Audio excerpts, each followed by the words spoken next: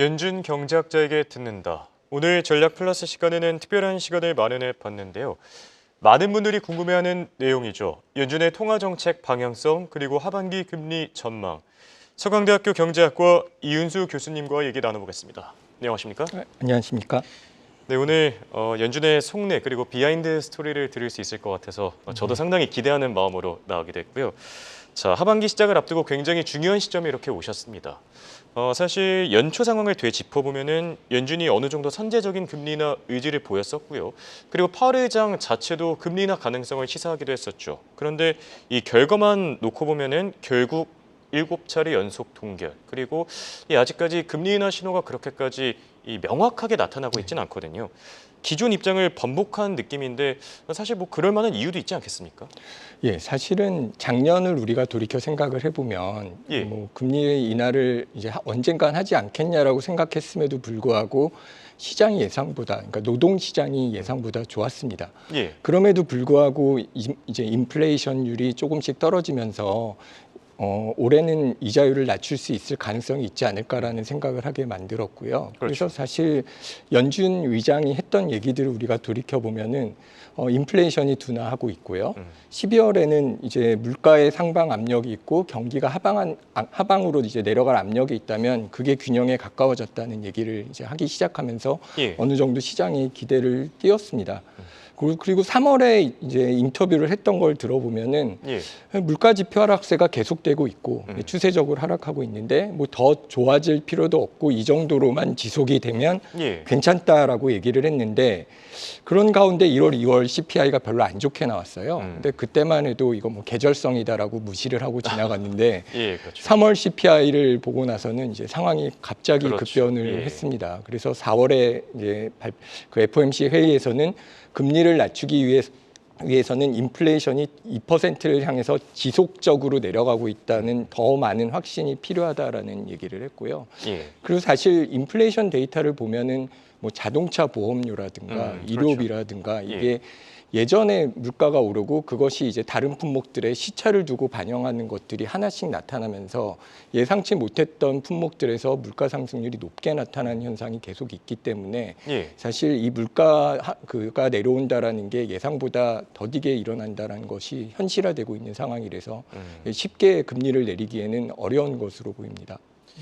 네, 상황이 이런 만큼 지금 시장에서도 뭐 다양한 견해들이 나오고 있는데 갑자기 7월 금리 인하설이 조금 뜬금없게 나오기도 했어요. 그런데 생각을 해보면 금리 인하 시기가 이렇게까지 갑자기 앞당겨진다. 뭐 그만큼 고용 환경이나 뭐 이 경기 자체가 많이 취약하다라는 의미로도 해석할 수 있을 것 같은데 우선 이 금리 인하 가능성 7월에는 어느 정도로 보십니까? 시장은 사실 좀 늘 앞서가는 측면이 좀 있었습니다. 그래서 그 주요 IB들 얘기를 들어보면 사실 2022년 말이나 2023년 초에 2023년 하반기에는 불황이 오기 때문에 이자율을 낮출 것이라는 얘기를 했는데 예, 그렇죠. 결과적으로 맞지는 않았었죠.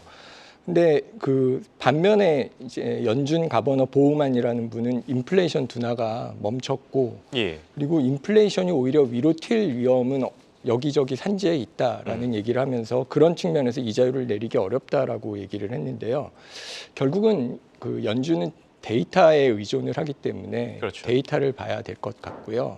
7월 달에는 사실 그 전에 우리가 6월에 나오는 6월 노동에 관한 고용 지표라든가 CPI 자료가 있기 때문에 그것을 보고 판단을 내리겠지만 그 7월에 금리가 내리기 위해서는 적어도 노동시장 둔화가 지속적으로 될 뿐만 아니라 이게 불황을 걱정할 정도로 사실 안 좋아야 될 가능성이 있어야 된다는 것이 나타나거나 아니면 CPI가 굉장히 지속적으로 떨어진다는 그 확신을 줘야 되는데 한 번의 데이터로 그런 걸 주기는 어려울 거고요. 그렇죠. 그리고 우리가 올해 적어도 한 번 정도의 금리 인하를 하반기에 할 거라고 생각하는 상황인데 그게 갑자기 7월이 된다 그렇게 얘기를 할 때는 그 두 데이터 외에 우리가 모르는 무언가가 있을 가능성이 있기 때문에 예, 그렇죠. 사실 시장은 어떤 면에서 연착륙, 경제가 완만하게 내려와서 어떤 과열된 것이 적당히 식는 것을 기다린다라고 생각을 한다면 갑작스럽게 금리를 내릴 상황이 있는 게 그 주식시장에 좋을 것이냐고 보기에는 좀 어려울 것 같습니다. 예.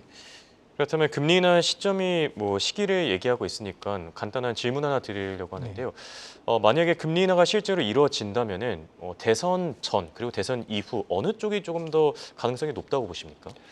사실은 그건 판단하기 굉장히 어려운 측면이기는 합니다. 일단 예. 말씀드렸듯이 데이터에 의존을 할 거고요. 근데 중요한 것은 연준은 정치적으로 독립되어 있기도 하지만 사실 정치적으로 휘말리는 것을 원치는 않을 거라고 생각을 하고요. 예. 자신들이 인플레이션과의 싸움에서 어떤 그 싸움을 잘 마쳤다라는 것이 자기들의 어떤 신뢰도라든가 그 평가받는 중요한 요소지 어떤 대선이 그것에 영향을 미치면 안 될 거라고 생각을 할 겁니다. 그래서 실질적으로 어떤 대선이 있었을 때 연준이 이자율을 어떻게 했느냐를 보면은 사실 뭐 대선이 있었느냐 없었느냐에 따라서 그 큰 차이가 있는 것 같지는 않고요. 2012년에 제로금리였을 때를 제외하고는 1980년 이후로 5번 정도는 금리를 올렸고 예. 5번 정도는 금리를 내린 걸로 나오더라고요. 근데 재밌는 거는 금리를 이제 5번 올렸을 때는 모두 공화당 예. 대통령이 당선이 되고 내렸을 때는 그 한 번을 제외하고는 아마 1984년도였던 것 같은데 예. 그때를 제외하고는 민주당 대통령이 됐고 뭐 최근에 우리가 기억하는 건 2008년도에 금융위기 때문에 오바마 그다음에 2020년 바이든이 된 건데 예. 근데 뭐 그때 대통령 후보가 뭐 연임이냐 아니냐 뭐 경제 상황이 어떤 상황이었냐를 봐야 되기 때문에 직접적인 연관성이 있다고 판단하기는 쉽지 않은 문제인 것 같습니다. 네. 맞습니다. 뭐 지금 시장에서 플레이어들이 우선 9월 금리 인하를 전망하고 있지만 사실 뭐 다양한 의견들이 나오고 있죠. 조금 더 지켜봐야 되지 않을까 생각이 들고요. 자, 그리고 고금리 장기화 지금 길어지다 보니까 사실 주택 시장에 미치는 여파도 상당합니다. 부동산 투자 관심 있는 분들도 많을 것 같은데 최근에 지금 미국 재무부가 또 주택 시장을 살리려고 자금을 투입하기도 했거든요. 이런 게 좀 효과가 있을까요? 일단은 재무부에서 하는 정책은 제가 알기로는 그 저소득층의 대상의 어떤 서민 주택을 늘리는 정책으로 알고 있고요. 예. 그리고 아마 그 목표는 한 200만 호 정도가 늘어날 거라고 생각을 하는 것 같습니다. 근데 그게 그렇게까지 규모가 큰 거는 아니고 예. 이게 금리가 연준의 금리는 거시적인 모든 시장에 미치는 금리라고 한다면 이것은 주택 시장에 특화돼서 어떤 타겟에 대해서 하는 미시적인 정책이라고 볼 수 있을 것 같고요. 예. 그러니까 우리나라도 한국은행이 이자율을 올리면서도 PF나 이런 것과 관련돼서는 어느 정도 좀 완화하는 정책을 피지 않았습니까? 그러니까 거시적으로는 전방위적으로 금리를 계속 높게 유지하지만 그 망가질 우려가 있는 시장에 대해서는 미시적으로 이제 금리를 조정하는 정책을 하는 건데 이 규모가 그렇게 크지는 않습니다, 사실. 그렇기 때문에 그런 측면에서 연준의 이자율 결정에 영향을 미칠 정도로 뭐 인플레이션에 영향을 준다거나 뭐 그런 일은 없을 것 같다라고 볼 수 있을 것 같습니다. 네, 알겠습니다. 그리고 사실 많은 분들이 궁금해하실 것 같아서 제가 깜짝 질문을 하나 또 준비했는데요. 사실 5월 CPI 지금 FOMC 회의 직전에 나왔었을 때 괜찮게 나왔습니다. 그럼에도 불구하고 뭐 연준 위원들 그리고 파월 의장의 스탠스 자체는 조금 매파적이었거든요. 궁금한 게 이게 뭐 오피셜 공식적으로 확인하기는 어려울 수도 있긴 하겠지만 파월 의장이나 연준 위원들 혹시 CPI 결과가 발표되기 전에 그 수치를 미리 확인해 볼 수도 있습니까? 예, 그렇죠. 그게 다른 분들도 되게 궁금해하는 거고 저도 연준에 있었을 때는 예, 이게 연준 관계자가 아닌 이상 사실 뭐 듣기도 어려운 내용이고 확인하기도 좀 힘든 부분이 있거든요. 예, 그래서 이게 연준에 있을 때는 사실 누가 거기까지 보느냐를 저도 알지는 못했고 그때는 제가 이랬을 때는 오래전이니까 잘 몰랐는데 얼마 전에 그 에리카 맥켄타퍼라고 그 BLS 커미셔너입니다. 그러니까 미국 노동통계청의 통계청장인데요. 예. 그러니까 그분이 발표하는 거기서 나오는 게 우리가 관심을 갖는 그 월초의 고용 지표가 있고 CPI도 이제 그 미국 노동통계청에서 발표를 합니다. 근데 그분이 어떤 학회에서 이제 그것에 대해서 얘기를 하는데 이렇게 발표를 하면 아침 8시에 엠바고가 있죠. 근데 그 전날 자료가 나옵니다. 자료가 나오면 본인이 그 스태프들한테 그 자료에 대해서 이제 브리핑을 받는다고 하고요. 그거를 들고 이제 그 대통령실에 보고를 합니다. 그래서 예. 그 자료를 발표가 나기 전날 아는 사람들이 몇 명이 있는데 대통령실 관계자들이 하나고요. 연준 의장도 그 중에 하나라고 들었습니다. 그러니까 연준 의장도 파웰 의장도 그 자료를 이제 아주 빨리는 아니고 예. 하루 전날 정도에 보는 거고요. 아마 하루 전날 오후 정도라고 저는 들은 것 같은데 하루 전날 오후 정도에 보고 거기에 대해서는 FOMC가 어차피 완전히 그 막아놓고 하는 예, 정도니까 그렇죠. 거기에 대해서는 이제 내가 본 숫자가 이런데 이런 거에 대해서 우리가 몰랐던 거니까 생각을 해봐야 된다 정도의 논의는 가능하지 않을까라고 생각을 합니다. 네, 그동안 파월 의장이 왜 그런 기조를 보였는지 어느 정도 이해가 되는 대목이고요. 자, 마지막 질문 드리겠습니다. 이제 이번 주에 PC가 나오는데요.